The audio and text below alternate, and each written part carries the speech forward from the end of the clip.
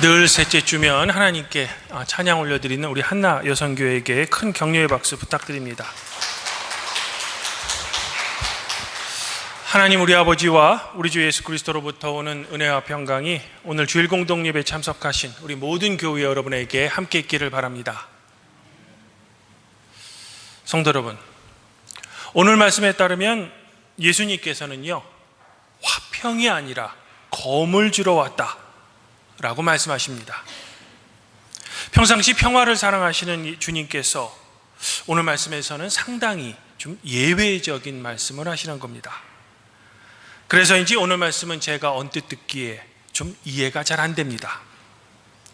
더불어 자연현상을 통해 날씨는 잘 예측하면서도 시대는 분간하지 못한다라고 꾸짖으십니다. 그러면 도대체 예수님께서는 무슨 의도로 이런 말씀을 제자들과 우리에게 하고 있는 걸까요? 사람들은 보통 자기가 속한 조직 또는 사회의 잘못된 부분에 대해 비판하는 것을 좋아하지 않는 편입니다. 사실 잘못된 부분을 잘못되었다라고 말하는 것이 당연하고 이치에 맞는 것 같지만 실제로 그것을 밖으로 꺼내서 말하는 것을 좋아하지 않는 것은 우리 인간의 이중적 속성 때문이죠. 그리고 그렇게 하는 이유는 모두의 평화를 위해서다라고 변명합니다. 그래서 조용히 지내고 그저 인내하는 것을 일종의 사회적 미덕이다라고까지 말하는 겁니다. 어떻게 보면 이런 태도는 어느 정도는 맞는 것처럼 보입니다. 왜냐하면 조용히 지내고 굳이 문제 삼지 않으면 서로 불편한 일도 없기 때문이죠. 얼굴 붉힐 일도 없기 때문입니다. 그러면 우리는 정말로 이렇게 서로 불편한 일 없게 또 서로 좋은 것이 좋은 것이니 잘못한 것이 있더라도 눈 감아주고 모두 용서하며 서로 사이좋게 지내야 하는 걸까? 또 모두가 죄인인데 누가 누구를 정죄하며 감히 누구를 비판하겠습니까? 예수님께서 비판하지 말라라고 하셨는데 말입니다. 더욱이 하나님께서 알아서 다 최종적으로 심판하실 테니 우리는 그저 하나님의 정의로운 심판을 기다리며 그리스도인으로서 기도만 하면 되는 걸까? 1894년 유대인 출신 프랑스의 육군 포병대위인 알프레드 드레피스가 군사경찰에 의해 체포됩니다. 이유는 적국인 독일에게 프랑스의 군사기밀을 넘긴 스파이로 지목되었기 때문이죠. 이후 그는 군사재판에서요 종신형을 선고받고 어떤 한 섬에 유배됩니다. 하지만 드레피스가 간첩이라는 유일한 증거는 그저 편지의 글씨체가 비슷하다라는 것뿐이었습니다. 사실 그가 프랑스 군부에 의해 간첩으로 지목된 진짜 이유를 알려면 당시 유럽의 시대적 배경을 우리는 어느 정도 알아야 합니다. 프랑스는 24년 전인 1970년 비스마르크가 이끄는 프로이센과의 전쟁에 그만 패배합니다. 그 결과 당시 프랑스 땅이었던 알자스 그리고 로렌 지방을 독일에게 이양합니다. 전쟁 배상금도 많이 물죠. 우리가 국어 교과서에서 배운 알퐁스 도데의 마지막 수업이 이 전쟁의 배경입니다. 결과적으로 독일에 대한 프랑스인의 감정이 매우 나빴습니다. 더욱이 당시 프랑스를 포함한 전 유럽에는 이른바 반유대주의가 팽배했습니다. 이런 이유로 당시 프랑스 내에서는 배타적인 민족주의가 반독일, 반유대주의에 편승해서 프랑스 사회 곳곳에 퍼져 있었습니다. 이런 사회적 배경 가운데 프랑스의 여러 군사 기밀을 독일에게 알리는 이 편지 한 통이 발견된 겁니다. 이후 프랑스 군부는 유대인이고요, 독일에게 넘겼던 알자스 로렌 출신 포병대위 드레피스를 범인으로 지목합니다. 그리고 12월 군사재판에서 자신의 무죄를 끝까지 주장하는 그를 범인으로 확정합니다. 그리고 섬으로 유배시키죠. 앞서 말씀드린 대로 그저 편지의 필체가 유사하다는 그 근거 하나로 말입니다. 이로써 사건은 끝이 난 것처럼 보입니다. 그런데요, 이로부터 2년 뒤인 1896년 3월 사건의 반전이 일어납니다. 어떤 다른 프랑스 정보 장교가 이 사건을 다시 면밀하게 살펴보니까 이 기밀 문서는 드레피스가 아닌 다른 프랑스 장교가 쓴 것임을 그는 알게 된 겁니다. 진실을 알게 된 그는 당연히 참모본부에 이 사실을 알리죠. 하지만 본부는 이를 알면서도 그냥 묵살해버립니다. 왜냐하면 만일 첫 번째 판결을 뒤집을 경우 프랑스 군부의 체면이 일반 시민에게 말이 안 되기 때문입니다. 그리고 사실 진실이 어떠하든 프랑스 군부는 그냥 유대인 출신 드레피스를 끝까지 범인으로 몰고 가는 거죠. 하지만 진실은 숨길 도 없듯이 4년 뒤에 진범이 드러납니다. 그럼에도 프랑스 군부와 대중은 여전히 드레피스를 범인으로 생각하는 겁니다. 왜냐하면 그는 유대인이고 알자스 로렌 출신이기 때문입니다. 이런 과정에 분노했던 프랑스의 대문호 에밀 졸라는 1898년 1월 나는 고발합니다 라는 제목으로 드레피스의 결백을 주장하며 프랑스 대통령에게 이를 호소하는 논설을 신문에 싣습니다. 그는 이 논설에서 자신의 의견을 이렇게 피력합니다. 저의 의무는 말을 하는 겁니다. 저는 역사의 공범자가 되고 싶지 않습니다. 이후 프랑스는요, 이른바 드레피스를 옹호하는 드레스파, 그리고 그가 범인이다 라고 끝까지 주장하는 반 드레피스파로 나누어 오랜 이념적 갈등을 겪습니다.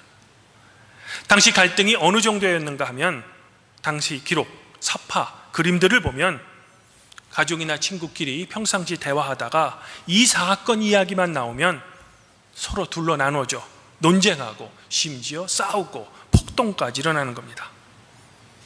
이후 에밀 졸라는 프랑스 군부로부터 군법회의를 중상모략했다라는 이유로 징역 1년을 선고받습니다. 그리고 영국으로 망명하죠. 당시 드레피스의 죄를 주장한 그룹은요, 로마 카톨릭과 프랑스 군부 그리고 보수 언론이었습니다. 반면 드레피스의 무죄를 주장한 그룹은 개신교, 지식인 그리고 소수의 언론뿐이었죠. 이후 두 세력의 대립은 아주 극에 달합니다. 프랑스가 반쪽으로 나뉠 정도입니다. 그럼에도 최종적으로 드레피스는 12년 만에 무죄를 선고받고요, 명예를 회복합니다.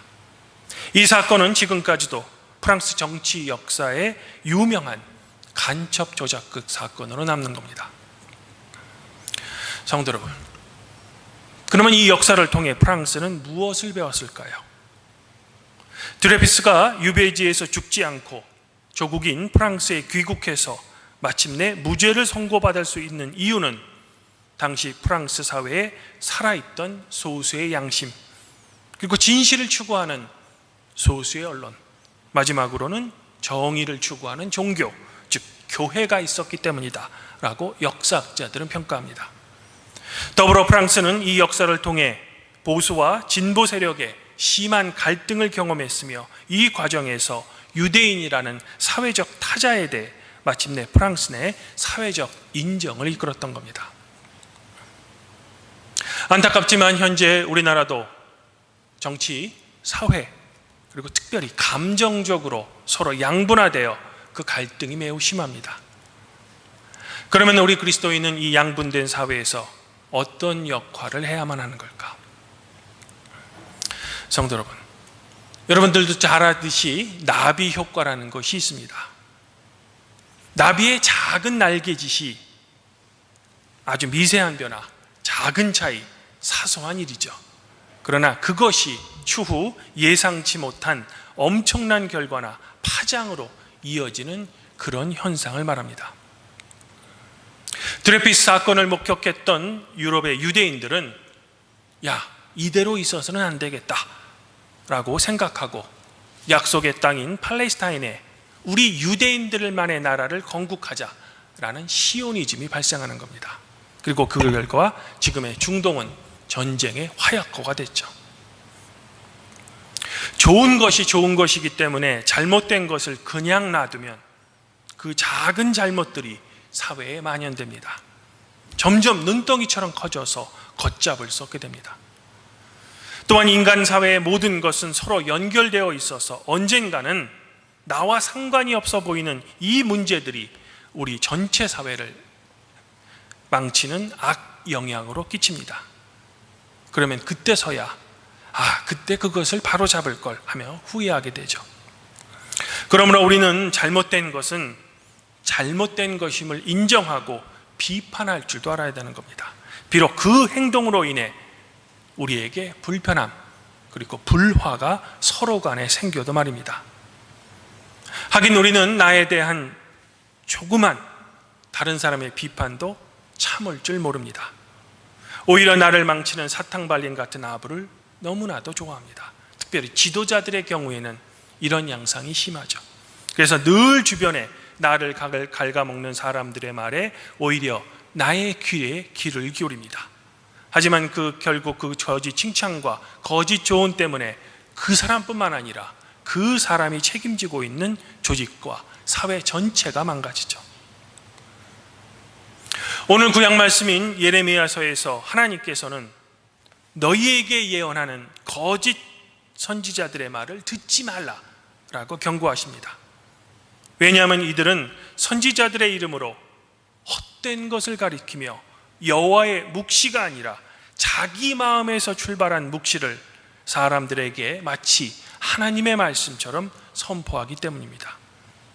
특별히 이들은 하나님을 두려워하지 않는 사람들에게 심판이 너희에게 임하지 않을 것이다, 그러니 평안하리라 라고 거짓 위로까지 선포한다는 겁니다. 그러므로 우리는 그리스도인으로서 시대마다 언제나 존재했던 이 거짓 선지자를 구별해내야 된다는 겁니다. 주님 안에서 한 형제자매인 팔복교회 성도 여러분, 그러면 우리는 과연 이 시대의 참 예언자가 누구이며 또한 이 시대의 거짓 예언자가 누구인지를 어떻게 구별할 수 있을까? 더불어 나를 향한 진정하고 솔직한 비판은 무엇이며 나를 망치는 사탕발린 같은 거짓 칭찬을 우리는 과연 어떻게 구별해낼 수 있을까라는 겁니다. 그것은 바로 우리에게 시대를 분별하고 분간할 줄 아는 주님의 지혜와 그분의 명철이 있어야 하는 겁니다. 그리고 그런 지혜와 명철은 그냥 얻어지는 것이 아닙니다. 치열하게 고민하고 치열하게 공부해야만 하는 겁니다. 또한 올바른 역사관을 가져야 하죠. 지난 금요일은 우리 역사에서 중요한 제80주년 광복절이었습니다. 사실 현재 우리나라는 여러 가지 역사 논쟁이 존재합니다. 예를 들면 대한민국은 언제 건국되었는가, 우리나라를 지키는 국군의 기원은 어디인가 등 말입니다. 그런데 이런 역사 논쟁은 이른바 전문학자만의 몫이 아니라는 겁니다. 왜냐하면 우리의 정체성을 결정하는 우리 삶에 직면된 문제들이기 때문이라는 겁니다. 이런 면에서 앞서 말씀드린 드레피스 사건은 프랑스뿐만 아니라 우리에게도 좋은 교훈이 될 겁니다.